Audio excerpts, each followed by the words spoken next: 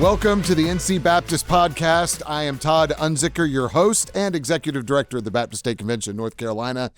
Happy 2025. This is the very first episode of 2025, but it's the very first episode that is not only audio, but visually as well. And with us to kick this off is my pastor and really good friend, Pastor J.D. Greear, who pastors the Summit Church in the Raleigh-Durham area. J.D., welcome to the podcast.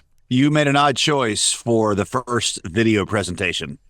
I'm just going to say that's not necessarily my strong spot. Yes. Well, next to you, I look great. That's just the thing. You know what I mean? I'm always at my best side by side with you, just for comparison. You know? Yes. Well, I actually think that with filters now, we're going to look better than ever. So don't worry about that. There's a great folks of NC Baptist. JD, you will be the keynote speaker at the Disciple Making Conference Tuesday, February 25th. It's being hosted at the Summit Church in Raleigh, North Carolina this year. JD, what are characteristics to you of a disciple maker? Yeah, I mean, multiplication, that's sort of the heart of the Great Commission. It's not just, Jesus defined discipleship as in Matthew 28, where he talked about, obviously, you're baptized, but you're learning to observe all things that Jesus commanded. But in what people often overlook is that there was an inherent multiplication in it, where immediately you were from the very beginning, you were bringing somebody else along. Matthew 5:19, Jesus tells the man who's newly released, go home and tell your friends how great things the Lord has done for you. And so discipleship, until it's multiplication, is not really full discipleship. And so I think we got to do both sides of it, the internal, growing in your own knowledge of the gospel, but also bringing other people along. So multiplication is the key. I would sum that as, or I've heard you say before, otherwise it's just information transformation. Right. And that's not going to happen. It's not just the declaring, but the demonstrating. A lot of times, Todd, people think this is like a 401 level, like you go 101, 201, 301 is where you're learning the difference in, pre-tribulational rapture and amillennialism. And then 401, go on your mission trip. And the Bible never does that. It's what we call the heresy of sequentialism, where, you're trying to put together like this. It's from the very beginning that you are making disciples, and you are. I mean, Jesus said that when he called Peter, follow me and I will make you a fisher of men. It wasn't, there was no gap between the call to follow Jesus and the call to reproduce and multiply. They happen together. Well, how would that look in a church? We probably have a lot of church leaders on listening and watching us now in 2025 on this. How would that look for developing a strategy for a church, a disciple-making strategy within the church? What do you think are some key ingredients in that? Yeah, well, it means that one of the metrics that you're going to we have to build into our church is this growing and multiplying. Now, we don't do that at the expense of growing deep or, growing real disciples. We define a disciple at the Summit Church by 5 identities that you're growing, as a worshiper, as a family member, as a steward, as a servant, and as a witness.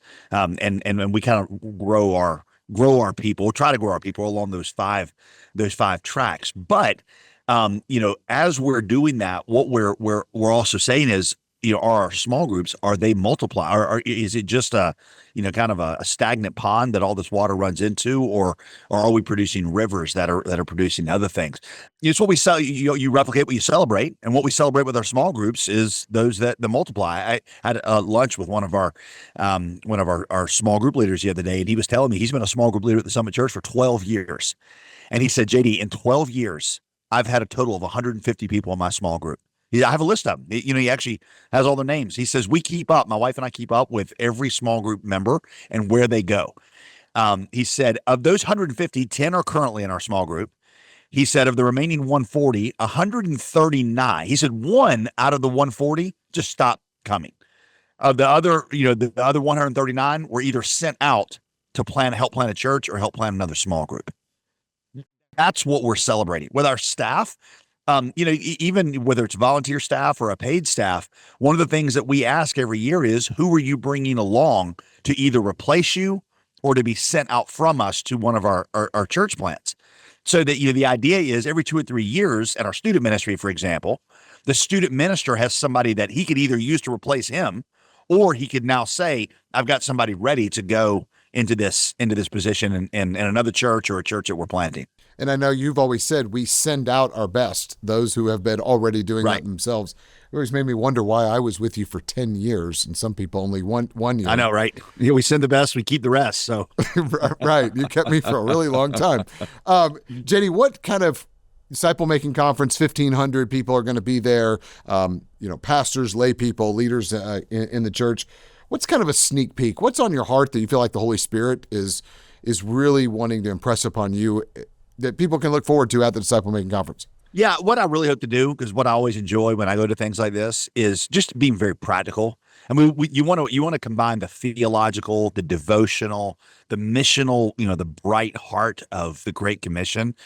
But you want to combine that with what do I actually do back in our church? I'm not going to hold the Summit Church up as some kind of model and say this is what you should do, because we really work to adapt these principles to our context, and our context may not fit with your context. You may have a different size church or a different personality of a city. But what we're going to do is say, here's some of the principles. Here's how they worked out in our church. Here's what we tried that didn't work. Here's what we tried that did. And I think by trying to combine those two things, I think people will walk away with not just inspiration for how, why you should want to do this, but actually a plan for multiplication that you could say, let's, what's this going to look like at my staff meeting that I have on Tuesday? What are we going to talk about? Yeah, that's fantastic. Disciple Making Conference, Tuesday, February 25th at the Summit Church, and with our keynote speaker and first podcast guest this of 2025, JD Greear. This is a one-day conference that's going to have not only inspiration, as you heard JD say, but valuable insight from experienced ministry leaders and to grow in your church's disciple-making capacity. And so be equipped with biblical principles to multiply and mobilize disciples that reach everyone, both across the street and around the road, around the globe. Yeah, and across the street and around the road. Around the road. Man, Todd, you just got great way with words. You got awesome. Yes, I got great ways. That's all right. We can edit that. But last year, no, leave that in. That's the raw. That's the good stuff. Last year, record-breaking attendance, JD, over 1,200 last year. We're expecting a bigger crowd this year. It's disciplemakingconference.org. And so thanks for tuning in to this month's episode of the podcast. Don't miss this one-day training. You can register you and your team at disciplemakingconference.org and listen to more episodes at ncbaptist.org/podcast. JD, thanks for joining us today.